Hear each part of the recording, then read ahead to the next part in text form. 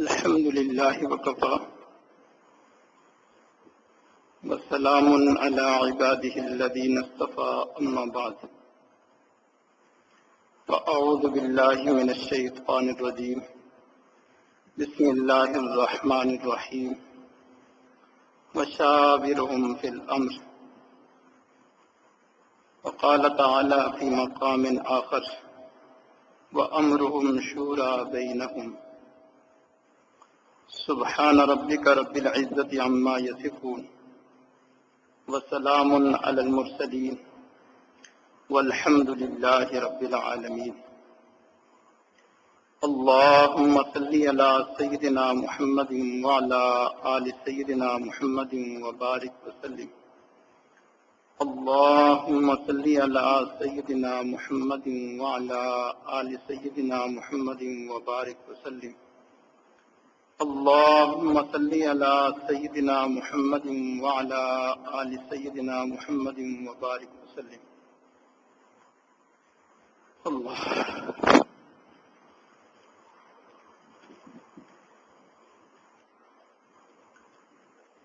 زندگی میں ہر شخص کو کچھ ایسے اہم معاملات پیش آتے ہیں کہ جن میں وہ بہت سوچ سمجھ کر غور و فکر کے بعد فیصلہ کرتا ہے، اور اس کی یہ کوشش ہوتی ہے کہ ایسا فیصلہ ہو کہ مجھے پھر اپنے فیصلے پر نادم نہ ہونا پڑے، پشیمان نہ ہونا پڑے، بالکل ٹھیک اور درست فیصلہ ہو. ایسے کئی معاملات ہر شخص کو پیش آتے ہیں. نبی علیہ الصلوۃ والسلام نے ہمیں ایسے موقع پر یہ تعلیم دی کہ جو بندہ اپنے ہر اہم کام سے پہلے دو کام کرے گا، ایک استخارہ کر لے اور دوسرا استشارہ کر لے، یعنی مشورہ کر لے. پھر جب وہ کام کرے گا تو اللہ تعالیٰ اس میں خیر ڈال دیں گے، اور اسے کبھی اپنے فیصلے پر، اپنے کام پر، اپنے عمل پر پشیمانی اور ندامت نہیں ہوگی. چنانچہ فرمایا ما خاب من استخار ولا ندم من استشار. جو بندہ استخارہ کرتا ہے وہ ناکام نہیں ہوتا، اور جو بندہ استشارہ کرتا ہے، مشورہ کرتا ہے، وہ پشیمان نہیں ہوتا.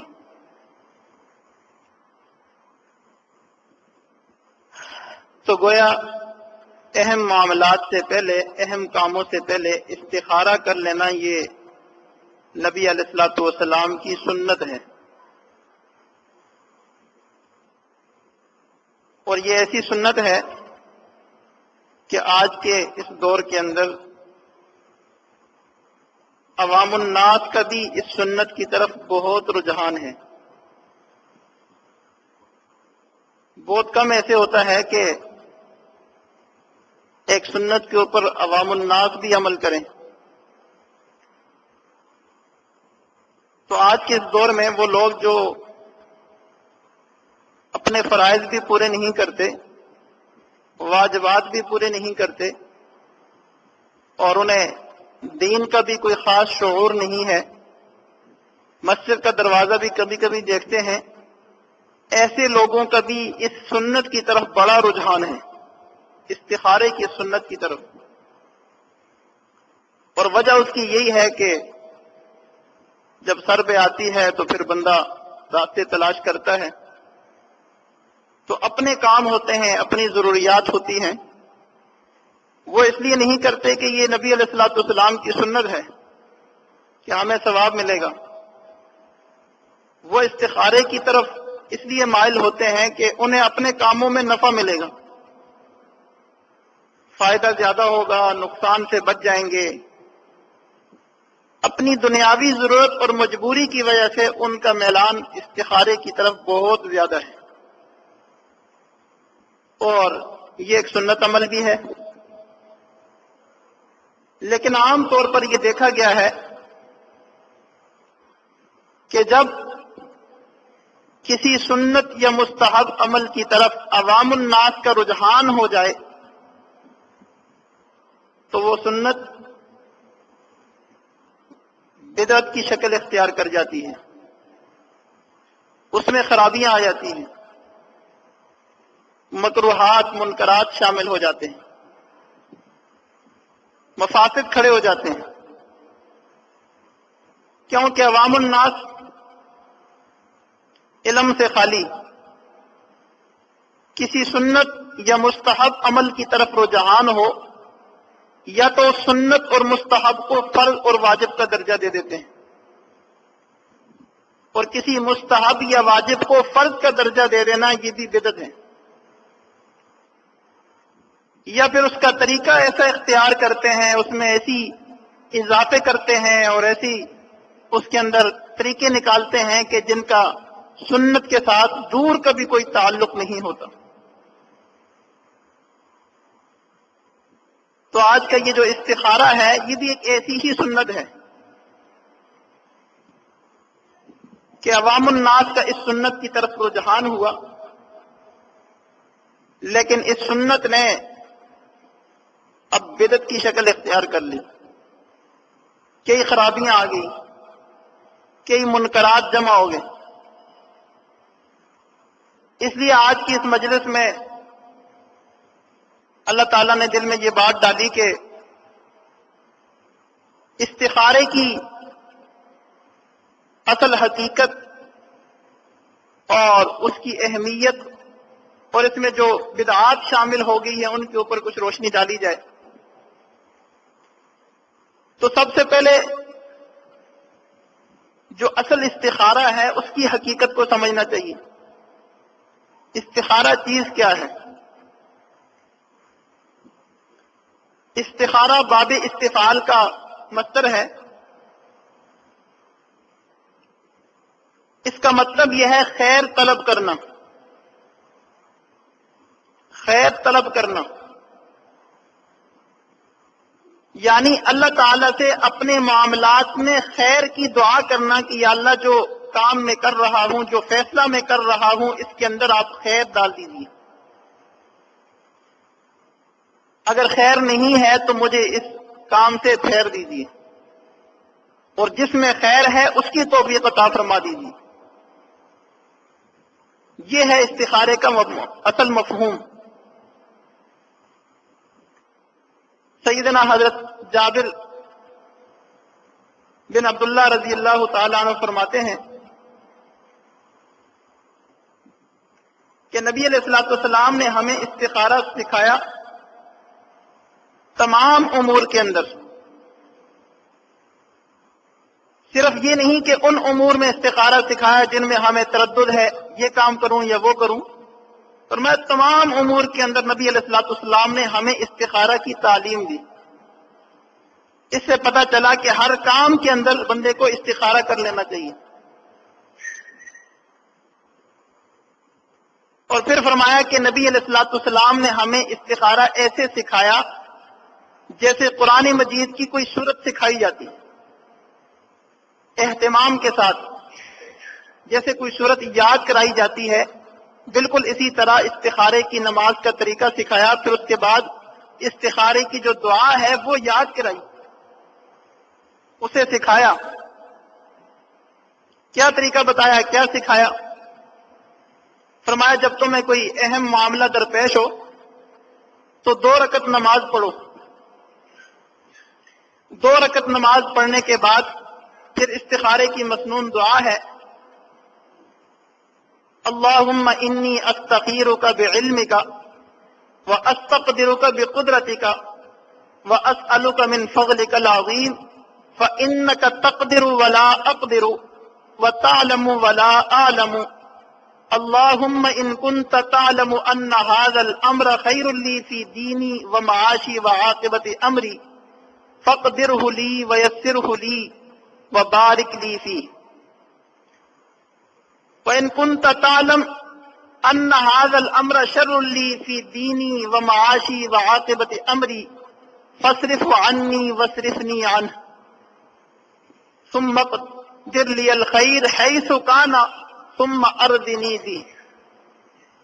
اے اللہ میں آپ سے خیر طلب کرتا ہوں، آپ جانتے ہیں میں نہیں جانتا، آپ قادر ہیں میں قادر نہیں ہوں، اگر آپ سمجھتے ہیں کہ یہ کام میرے لیے بہتر ہے تو یہ میرے لیے آسان فرما دیجیے، میرے لیے اس میں برکت ڈال دیجیے، اگر آپ سمجھتے ہیں کہ یہ کام میرے لیے بہتر نہیں ہے دنیا آخرت کے اعتبار سے تو پھر اس کام کو مجھ سے اور مجھے اس سے پھیر دیجیے، اور جو صحیح کام ہے جس میں خیر ہے اس کی مجھے توفیق عطا فرما دیجیے اور مجھے اس پر راضی کر دیجیے. یہ ہے استخارہ جو نبی علیہ الصلوۃ والسلام نے سکھایا. اور ایک روایت میں آتا ہے من سعادت ابن آدم استخارتہ اللہ، ابن آدم کی سعادت یہ ہے کہ وہ اللہ تعالیٰ سے استخارہ کرے. ومن سعادت ابن آدم رضاہ بما رضی اللہ، ابن آدم کی سعادت یہ ہے کہ اس چیز پر راضی ہو جائے جس پر اللہ تعالیٰ راضی ہے، یعنی رضا بر قضا.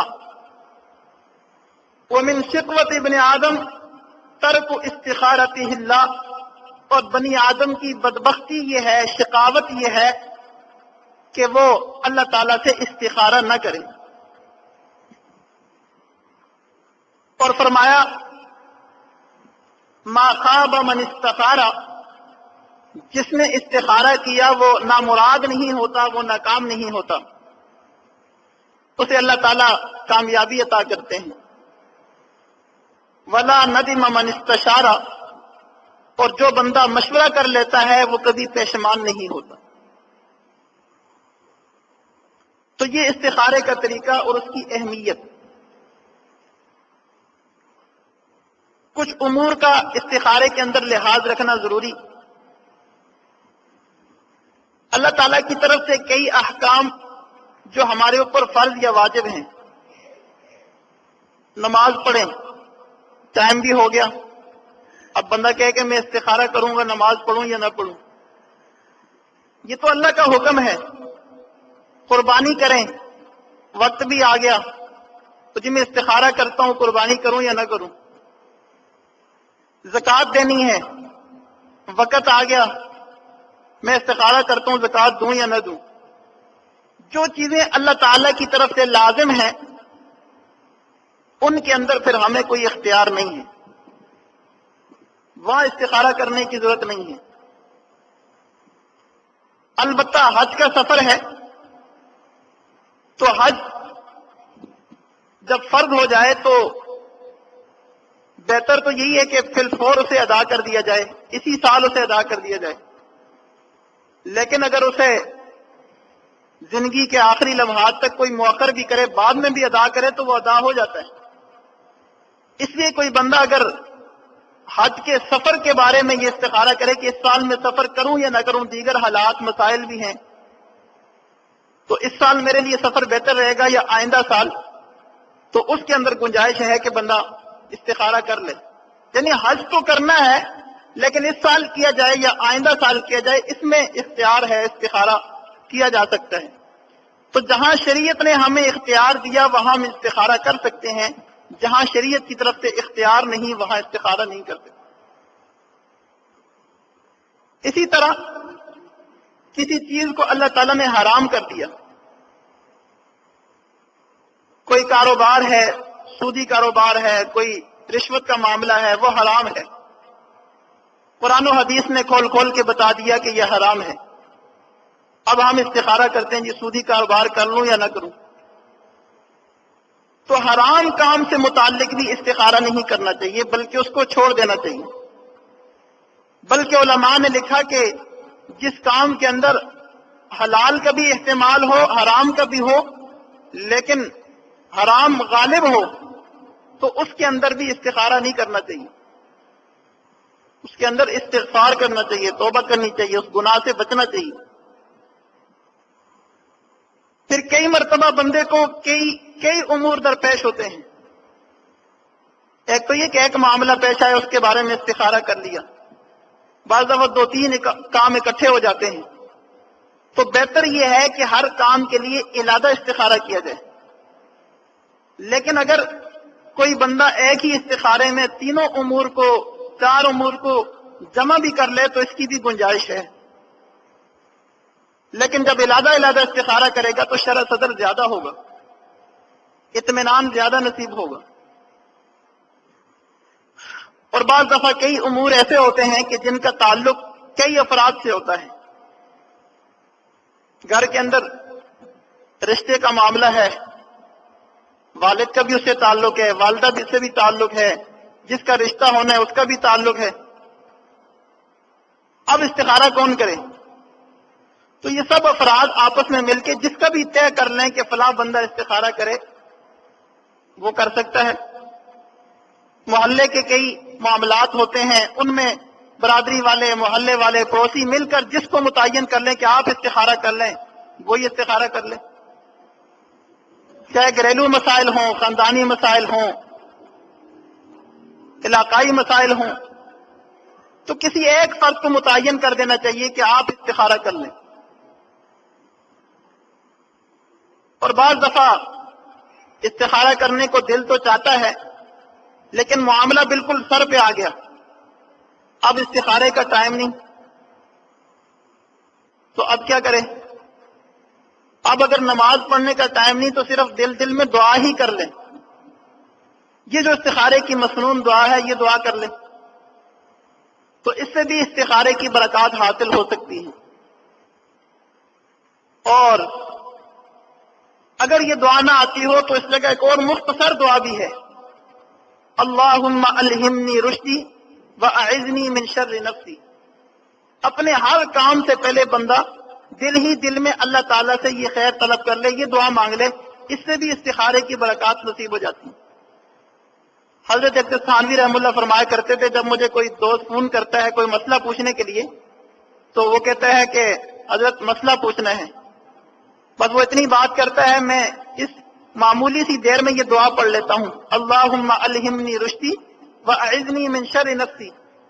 یا اللہ جو صحیح بات ہے وہ میرے دل میں ڈال دیجئے، اور جو میرے نفس کے شرور ہیں ان سے مجھے بچا لیجیے. تو پھر جب سوال کرنے والا سوال پوچھتا ہے تو میں اسے صحیح جواب دیتا ہوں، اس میں کسی قسم کی کوئی غلطی واقع نہیں ہوتی، تو اللہ تعالیٰ سے دعا کر لیتا ہوں. تو ہم بھی چھوٹے موٹے جو کام ہیں ان کے اندر اگر یہ معمولی دعا بھی پڑھ لیں گے، اللہم الہمنی رشدی واعذنی من شر نفسی، تو استخارے کی برکات انشاءاللہ مل جائیں گی. تاہم اگر زیادہ اہم معاملہ ہو، بڑا کام ہو، وقت بھی ہو، تو 2 رکعت صلاۃ استخارہ بھی پڑھنی چاہیے جیسے سنت طریقہ ہے. اس کے بعد دعا مانگنی چاہیے، اللہ تعالیٰ سے خیر طلب کرنی چاہیے. استخارے کے اندر یہ لازمی نہیں ہے کہ انسان استخارہ کر کے پھر اس کے بعد سوئے. عوام میں یہ مشہور ہے کہ رات کو استخارہ کر کے سوئیں گے تو خواب میں کوئی آئے گا اور آ کر بتائے گا کہ تم ایسا کر لو. یہ کوئی لازمی نہیں ہے، اور ہر بندے کی طبیعت اپنی ہوتی ہے. کئی لوگوں کی طبیعت اتنی کثیف ہوتی ہے کہ انہیں خواب کبھی آتا ہی نہیں، تو وہ 3 دن نہیں، 7 دن نہیں، 100 دن بھی استخارہ کرے گا اس کو خواب ہی نہیں آئے گا. اور اگر کسی کو خواب روزانہ آتا بھی ہے تو لازمی نہیں ہے کہ وہ سچا خواب ہے، یہ بھی لازمی نہیں ہے کہ وہ اللہ کی طرف سے، یہ ہو سکتا ہے شیطان کی طرف سے ہو. تو خواب کا نظر آنا کوئی معیار نہیں ہے. کئی لوگ کہتے ہیں جی رنگ نظر آئیں گے، سفید اور ہرا رنگ نظر آیا تو یہ ہاں کی علامت ہے، سرخ اور کالا رنگ نظر آیا تو یہ نہ کی علامت ہے. تو خواب کے اندر ان رنگوں کا آنا بھی کوئی لازمی چیز نہیں ہے، بلکہ یہ معیار ہی نہیں ہے، ان رنگوں کی کوئی اہمیت نہیں ہے. پھر اہمیت کس کی ہے؟ اہمیت اس کی ہے کہ سنت کے مطابق 2 رکعت صلاۃ استخارہ پڑھا، اس کے بعد مسنون طریقے سے اللہ تعالیٰ کے ساتھ عاجزی انکساری کے ساتھ دعا مانگی، تو یہ استخارہ ہو گیا. تو جو بندہ 2 دن 3 دن 4 دن یہ استخارہ کرتا ہے، اس کے بعد جس کام کے اوپر شرع صدر ہو، اطمینان ہو، اسی کام کو کر لے، اللہ تعالیٰ اس میں خیر ڈال دیتے ہیں۔ استخارہ کرنا معیار ہے، استخارے کے اندر رنگوں اور خوابوں کا نظر آنا معیار نہیں ہے۔ استخارہ کرنا چاہیے، کرنا لازمی ہے۔ اور پھر آج کے دور کے اندر جو اس کے اندر غلط طریقے شامل ہو گئے ہیں، ان کی طرف ذرا آتے ہیں۔ کئی جگہوں پہ لکھا ہوا دیکھا استخارہ سینٹر، استخارہ سینٹر، یہ کہاں سے آ گیا؟ یہ استخارہ سینٹر نہیں ہے، یہ دکان ہے، کاروبار چلائے ہوئے۔ نبی علیہ الصلوۃ والسلام نے استخارہ سکھایا، استخارہ سینٹر کھول کے صحابہ کرام کو یہ نہیں بتایا کہ تم جو ہے پیسے لے کے استخارے کیا کرو، استخارہ سکھایا۔ آج بھی علماء کے پاس کوئی بندہ آئے، ہم اسے استخارہ سکھائیں گے، ایسے ہی سکھائیں گے جیسے نبی علیہ الصلوۃ والسلام نے سکھایا ہے، حدیث شریف کے اندر موجود ہے، ایسے استخارہ سکھائیں گے۔ اتنے فون آتے ہیں، اتنے فون آتے ہیں، ہم تو تنگ آ گئے، وہ جی ہمارے لیے استخارہ کر لیں۔ اچھے خاصے سمجھدار آدمی ہیں، دیندار آدمی ہیں، نمازی بھی ہیں، اور جی میرے لیے استخارہ کر لیں۔ تو ہم ان کو یہی بولتے ہیں، ہم نے استخارہ سینٹر نہیں کھولا ہوا۔ استخارے میں اصل یہ ہے کہ جس کا معاملہ ہے وہ خود کرے، جتنی اس کو یکسوئی ہوگی، دل جمی ہوگی اور فکر ہوگی، اتنی دوسرے کو نہیں ہوتی۔ دوسرے نے پھر جھوٹ ہی بولنا، ہاں جی ٹھیک ہے کر لینا، شرع صدر ہوا یا نہیں ہوا، فکر سے اس نے استخارہ کیا یا نہیں کیا، بس کر لو، دیکھی جائے گی۔ تو اس لیے یہ جو استخارہ سینٹر ہیں، ان میں جانے کی ضرورت نہیں ہے۔ استخارہ نبی علیہ الصلوۃ والسلام نے ہمیں خود سکھایا، صحابہ کرام کو سکھایا، احادیث میں موجود ہے، اس کو سیکھ کر اس کے مطابق ہم استخارہ خود کریں۔ اور پھر استخارہ کرنا، 2 رکعت نماز پڑھنا اور دعا کرنا، یہ ایک نیکی ہے، عبادت ہے، ایک مسنون عمل ہے، سنت ہے۔ اس کے اوپر عمل کر کے اس کے پیسے لینا وہ تو ویسے ہی ناجائز ہے۔ اب بندہ کہے کہ میں آپ کے لیے 2 رکعت نفل پڑھتا ہوں، آپ مجھے اتنے پیسے دو، تو یہ تو جائز ہی نہیں ہے۔ استخارہ کر کے پیسے لینا بالکل جائز نہیں ہے۔ اس لیے دینے والوں کو بھی ہوشیار رہنا چاہیے اور لینے والوں کو بھی اللہ کا ڈر رکھنا چاہیے کہ وہ انہوں نے کون سا کاروبار شروع کیا ہوا ہے، دین کو سامنے رکھ کے جو دنیا کما رہے ہیں۔ کئی جگہوں پہ دیکھا جی وہ کہتے ہیں تسبیح سے استخارہ کرتے ہیں، مختلف طریقے ہیں۔ تسبیح کو ہاتھ میں پکڑا تو وہ اگر ایسے ہلے گی تو یہ ہاں کی علامت ہے، ایسے ہلے گی تو یہ نہ کی علامت ہے۔ وہ ہلکا سا غیر مخصوص انداز میں ہاتھ کو اوپر سے حرکت دے دیتے ہیں اور تسبیح ہل جاتی ہے، کسی طرف تو ہلتی ہی ہے، پھر ہاں یا نہیں کر دیتے ہیں۔ کسی حدیث میں یہ استخارہ نہیں آیا۔ بعض کو دیکھا جی وہ تسبیح کے آدھے دانے علادہ کر لیتے ہیں، آدھے دانے علادہ کر لیتے ہیں، پھر ایک طرف والوں کو گن لیتے ہیں، کہتے ہیں اگر یہ طاق ہوئے تو یہ ہاں کی علامت ہے، جفت ہوئے تو نہ کی علامت۔ کسی حدیث میں یہ استخارہ بھی نہیں آیا۔ کچھ لوگ ریت کے اندر لائنیں کھینچتے ہیں، اس سے بتاتے ہیں جی ہم نے استخارہ آپ کا کر لیا۔ ہاتھ کی لکیریں دیکھ کے استخارہ کرتے ہیں، اگر لکیریں ایسے ویسے مل گئی، بے بن گیا تے بن گیا تو ہاں ہے، نہ بن گیا تو نہیں، یہ بھی کوئی استخارہ نہیں۔ بعض لوگوں نے بورڈ لکھ کے لگائے قرآن سے استخارہ کروائیے، اللہ اکبر، قرآن سے استخارہ کروائیے۔ قرآن سے کیا استخارہ ہے؟ بسم اللہ پڑھ کے قرآن کو کھولیں گے، اگر جنت والی آیت آ گئی، رحمت والی آیت آ گئی تو ہاں ہے، عذاب والی اور جہنم والی آیت آ گئی تو نہیں ہے۔ یہ استخارہ ہے۔ ان استخاروں نے دین کا بیڑا غرق کیا ہوا ہے۔ پرچیوں سے استخارہ، پرچیاں لکھ کے ڈالی ہیں، ان میں سے اٹھا لو، وہ مرضی کی آ گئی تو ہاں، نہیں تو نہیں۔ لوگ ٹی وی پہ فون کرتے ہیں، وہ 1 منٹ میں استخارہ کر کے بتا دیتے ہیں آپ یہ کام کر لو۔ وہ اور اس دور کے اندر جو سب سے زیادہ عام ہے اور سب سے بڑا فتنہ ہے وہ یہ ستاروں سیاروں والا استخارہ. تو جی آپ کا سیارہ آج کل گردش میں ہے لہذا آپ سفر نہ کریں، آپ کے لیے بہتر نہیں ہے. یہ کون سا استخارہ ہوا؟ وہ ہر سیارے اور ستارے سے متعلق انہوں نے کچھ اپنی دستاویز تیار کی ہوئی ہیں کہ اس سیارے کا فلاں مہینے میں یہ ہوتا ہے، فلاں میں یہ ہوتا ہے، فلاں میں یہ ہوتا ہے، لہذا جس کی پیدائش اس کے مطابق ہے لہذا اس کا بھی وہ ہوگا. ساری وہ چیزیں انہوں نے سیٹ کر کے رکھی ہوتی ہیں اور اس کے مطابق وہ استخارے کرتے ہیں. نبی علیہ الصلوۃ والسلام نے تو یہ ستاروں سیاروں والے استخارے ہمیں نہیں سکھائے. اگر سکھائے ہیں تو لائیں کوئی حدیث، کہیں سے قرآن کی آیت سے حدیث سے لا کر دکھائیں کہ یہ استخارہ سکھایا گیا ہے. بلکہ نبی علیہ الصلوۃ والسلام نے ارشاد فرمایا، کیا فرمایا؟ من اطاع عرافا او کاہنا فصدقه بما یقول فقد کفر بما انزل علی محمد صلی اللہ علیہ وسلم. جو بندہ کسی کاہن کے پاس آیا، نجومی کے پاس آیا، نجومی یہ ستاروں سیاروں والے، ان کے پاس آیا اور اس بندے نے ان کی کہی ہوئی بات کی تصدیق کی تو گویا اس نے اس چیز کا انکار کیا جو نبی علیہ الصلوۃ والسلام پر اتاری گئی. اس نے قرآن کا انکار کیا، کفر ہے. یہاں تک بتلایا گیا کہ جو بندہ ان نجومیوں کے پاس جا کر مستقبل کی باتیں، غیب کی باتیں پوچھے گا، 40 دن تک اس کی عبادت قبول نہیں ہوگی. ہمیں یہ حکم ہے کہ ان عاملوں اور ان مداریوں کی تصدیق نہ کرو، ان کے پاس نہ جاؤ، قرآن و حدیث سے اپنے مسائل کا حل دیکھو.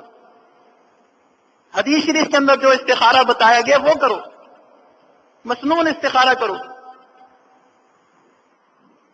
اللہ تعالیٰ نے بنی اسرائیل کو یہ حکم فرمایا تھا، اتستبدلون الذی هو ادنی بالذی هو خیر. کیا تم اعلیٰ کو ادنا کے ساتھ بدلتے ہو؟ منو سلوہ نازل ہوتا تھا آسمان سے تو انہوں نے کہا دال ساگ ہونی چاہیے. تو اللہ تعالیٰ نے ارشاد فرمایا کیسے بے وقوف پاگل ہو تم، جو ہے اعلیٰ کو ادنا کے ساتھ بدل رہے ہو، اعلیٰ کا ادنا کے ساتھ سودا کر رہے ہو. تو ہم نے بھی آج وہی کیا ہوا ہے. جو مسنون استخارہ ہے وہ اعلیٰ ہے، اس کو چھوڑ کر ہم نے یہ بناوٹی استخارے لے لیے، یہ ادنا ہے. کئی لوگ نقش لکھ کے دیتے ہیں جی یہ استخارے کا تعویذ ہے، سر کے نیچے رکھ کر سوئیں گے تو خواب میں آپ کو پتہ چل جائے گا کیا کرنا ہے. یہ بھی کوئی استخارہ نہیں ہے. استخارہ وہ ہو جو نبی علیہ الصلوۃ والسلام نے ہمیں سکھایا ہے. تو بہرحال دو چیزیں ہیں، اپنے ہر اہم معاملے سے پہلے جو بندہ استخارہ کرے گا یا استشارہ کرے گا، استخارہ اللہ تعالیٰ سے خیر طلب کرنا اور استشارہ اللہ کی مخلوق میں سے صاحب مشورہ لوگوں سے مشورہ لینا، یہ دو کام جو بندہ کرے گا اللہ تعالیٰ اسے کبھی بھی نامراد اور ناکام نہیں کریں گے. تو استخارہ بھی کرنا ہے، لیکن کیسے کرنا ہے؟ جیسے نبی علیہ الصلوۃ والسلام نے سکھایا ہے. 2 رکعت نماز، اس کے بعد استخارے کی دعا. 1 دن کریں، 2 دن، 3 دن کریں، 7 دن کریں تو زیادہ اچھا ہے. کرنے کے بعد جس کام کے شرع صدر ہو اس کام کو کر ڈالیں، اللہ تعالیٰ خیر کا معاملہ فرمائیں گے. ایک نقطے کی بیچ میں بات کہ کئی لوگ علماء سے، صلحاء سے کہہ دیتے ہیں کہ آپ میری طرف سے استخارہ کریں. اصل تو یہی ہے کہ بندہ خود استخارہ کرے، لیکن اپنے پاس اگر موقع نہ ہو یا کوئی اور وجہ ہو، طریقہ صحیح نہ آتا ہو، تو دوسرے کسی صالح کو کہنے کی بھی گنجائش ہے. لیکن یہاں سے اس بات کا خیال رکھنا چاہیے کہ یہ اس چیز کو اتنا عام اور اتنی اہمیت نہیں دینی چاہیے کہ پھر وہ استخارہ سینٹر ہی بن جائے. علماء طلباء صرف استخارے کرنے کے لیے نہیں بیٹھے ہوئے. ہاں کسی نے کبھی کسی بزرگ سے کروا لیا کہ آپ میری طرف سے استخارہ کر لیں، اور وہ بھی مسنون استخارہ ہو، استخارہ سینٹر والا نہ ہو، گنتی والا اور لکیروں والا استخارہ نہ ہو، مسنون استخارہ ہو تو اس کی گنجائش ہے. اور دوسرا کام مشورہ ہے. ہم اپنے ہر کام سے پہلے کسی نہ کسی سے مشورہ کر لیا کریں. حضرت ابن حجاج مالکی رحمہ اللہ فرماتے ہیں کہ جس بندے نے اپنے ہر کام سے پہلے استخارہ اور استشارہ دونوں کام کیے تو اس نے سنت کے کمال کو پایا، کامل سنت کی اتباع کی اس نے۔ گویا مکمل سنت یہ ہے کہ ہر اہم کام سے پہلے مشورہ بھی ہو، استخارہ بھی ہو۔ اللہ تعالیٰ نے نبی علیہ الصلوۃ والسلام کو حکم دیا وَشَاوِرْهُمْ فِي الْأَمْرِ، اپنے معاملات میں صحابہ کرام سے مشورہ کر لیا کریں۔ تو پتہ چلا کہ کوئی اگر بڑا بھی ہے تو اسے اپنے اوپر اتنا کلی اعتماد نہیں کرنا چاہیے، بلکہ اپنے چھوٹوں سے مشورہ لے لینا چاہیے۔ وَشَاوِرْهُمْ فِي الْأَمْرِ، مشورے میں خیر ہے، مشورے میں برکت ہے۔ وَأَمْرُهُمْ شُورَىٰ بَيْنَهُمْ، صحابہ کرام کی تعریف کرتے ہوئے اللہ تعالیٰ نے ارشاد فرمایا کہ ان کے معاملات باہم مشورے سے ہوتے تھے۔ گھریلو معاملات ہیں تو وہاں بھی مشورہ ہونا چاہیے، میاں بیوی آپس میں بیٹھیں، بچے بیٹھیں، سب گھر کے فیملی کے افراد جو ہے آپس میں بیٹھیں اور مشورہ کریں۔ کوئی بھی معاملہ ہے مشورہ کریں، جو بات مشورے میں طے ہو جائے، جس پہ شرع صدر ہو رہا ہو، اس کا فیصلہ کر لیں، اللہ تعالیٰ خیر کا معاملہ کریں گے۔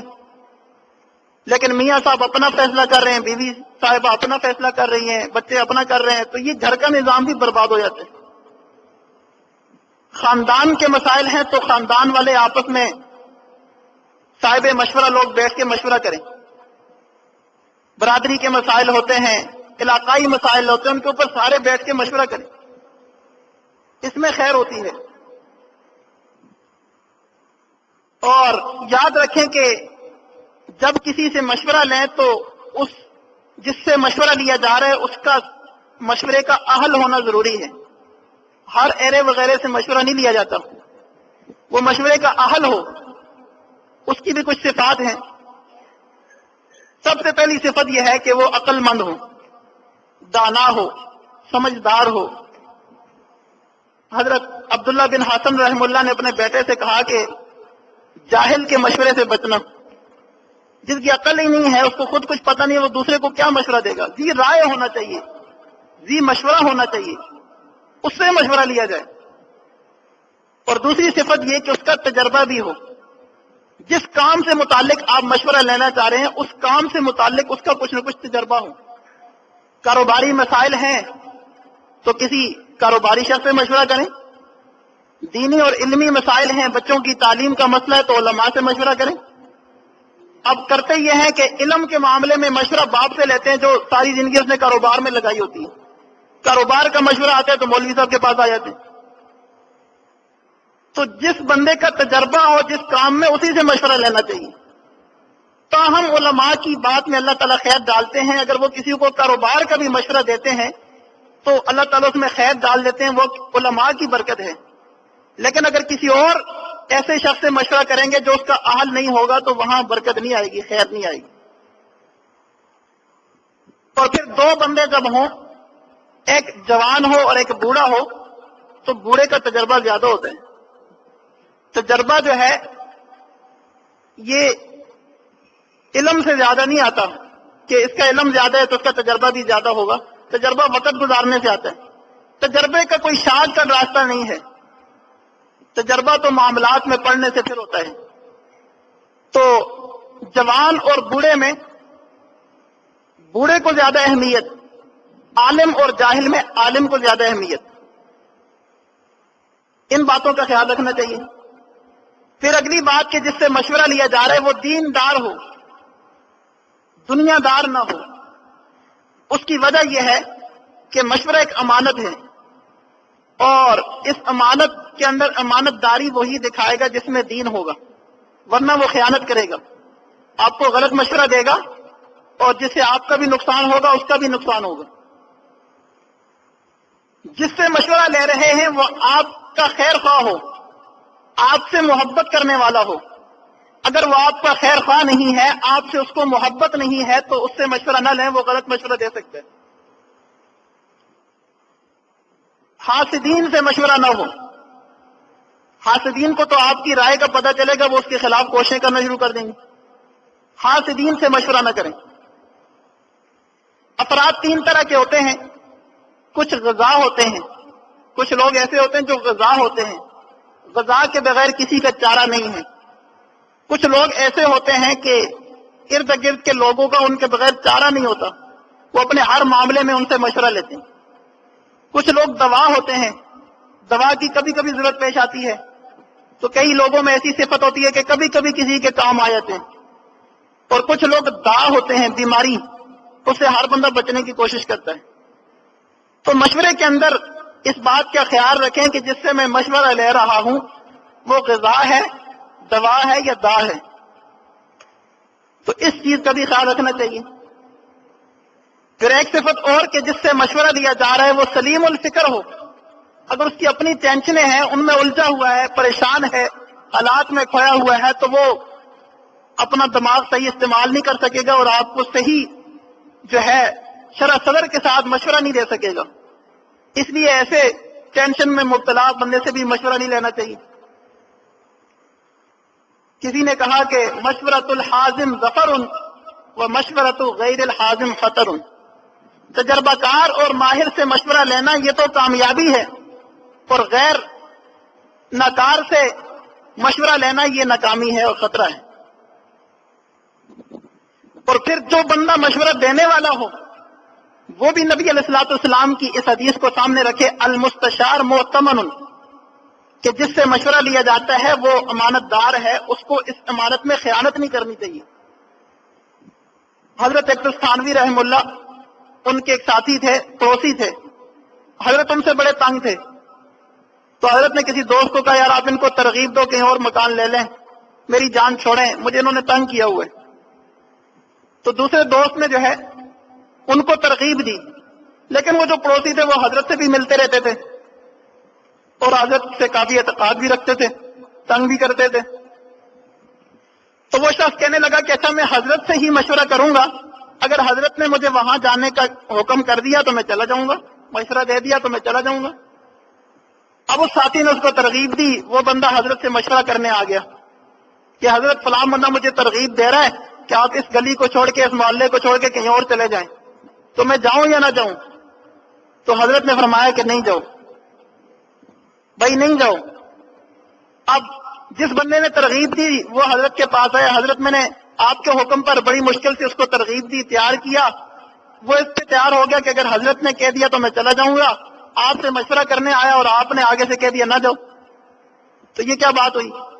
حضرت نے فرمایا وہ بات تو ٹھیک ہے، میں تو یہ چاہ رہا تھا کہ یہ یہاں سے چلا جائے، لیکن چونکہ وہ میرے پاس مشورہ کرنے آ گیا تو مشورہ امانت ہوتی ہے، اس میں خیانت نہیں کی جا سکتی۔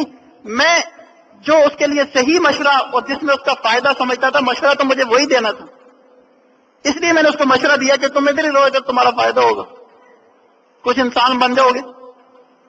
تو اس لیے جو بندہ مشورہ دینے والا ہو اس کے سامنے بھی یہ حدیث ہو کہ مشورہ ایک امانت ہے، ایسے ہی جو ہے بات جو ہے ڈال نہ دی جائے، بلکہ سوچ سمجھ کے جس کو صحیح سمجھتے ہیں، حق سمجھتے ہیں، وہ مشورہ دیا جائے۔